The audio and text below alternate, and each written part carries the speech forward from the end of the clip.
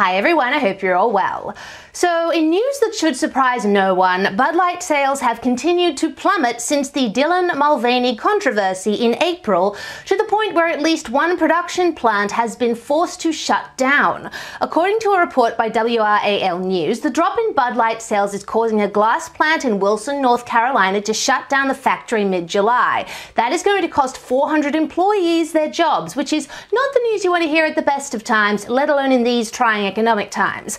Now, just in case you don't remember what all the fuss was about, this was the little promo that Dylan did for Bud Light back on that fateful day.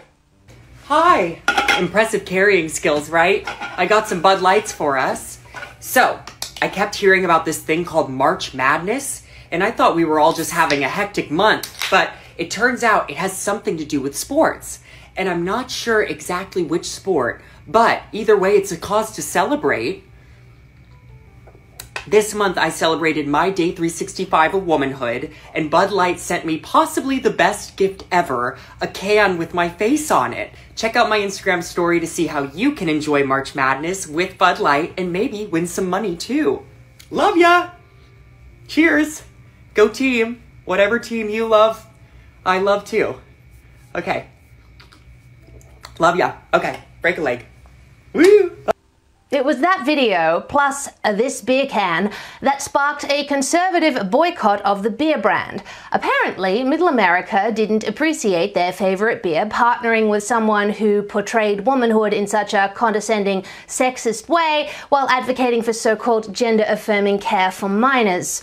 Funnily enough, beer business daily publisher Harry Schumacher recently outlined the worst on Fox News.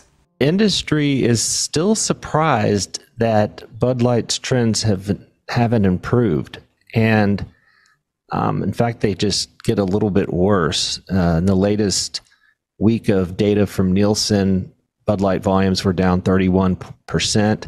That was for the week going into Father's Day, and I will say that the entire beer industry did not do well for Father's Day. I don't know if Americans just weren't drinking as much or if they're drinking wine and spirits, but the fact remains that Bud Light's trends were down even worse, and Miller Lite and Coors Light are still up in the 20-something% range.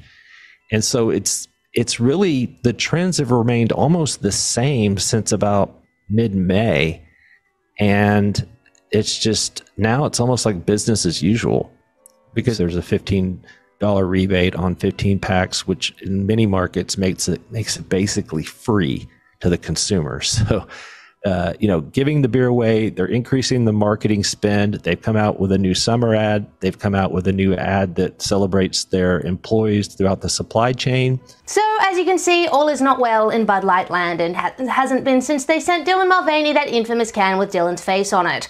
Now, that's not to say they haven't tried to fix the situation.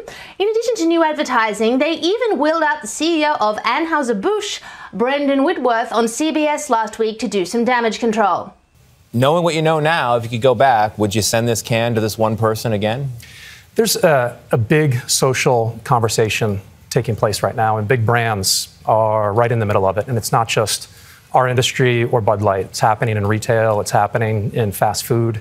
And so for us, what we need to understand is, deeply understand and appreciate, is the consumer and what they want, what they care about, and what they expect from big brands. So this is a part of why you're getting it from all sides, because I asked you, would you do it again? And people on the trans rights side of things, supporting that community, want you to say, yes, of course, we want that fortitude.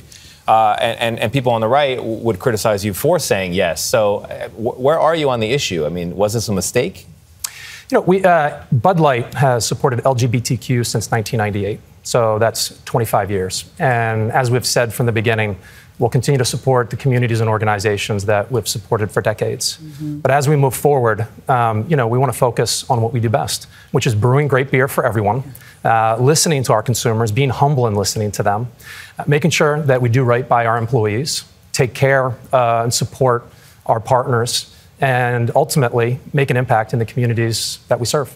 Obviously, Brendan Whitmore tried to sit very unattractively on the fence as to the question of whether he would partner up with Dylan again. And look, why wouldn't he try to fence it? The problem that Bud Light had was that they tried to play both sides. They copped flack from conservatives for partnering with Dylan in the first place, walked back the connection with Dylan to try to minimize the damage, but then, of course, copped flack from the left for not sticking with and defending their partnership with Dylan. And to be honest, fair enough. If you put your stake in the ground, you can't just suddenly pull it out and expect it not to leave a mark. So as it turned out, they faced boycotts from both sides of politics over the same issue for different reasons, hence the plummeting sales that don't look like they're going to pick up anytime soon.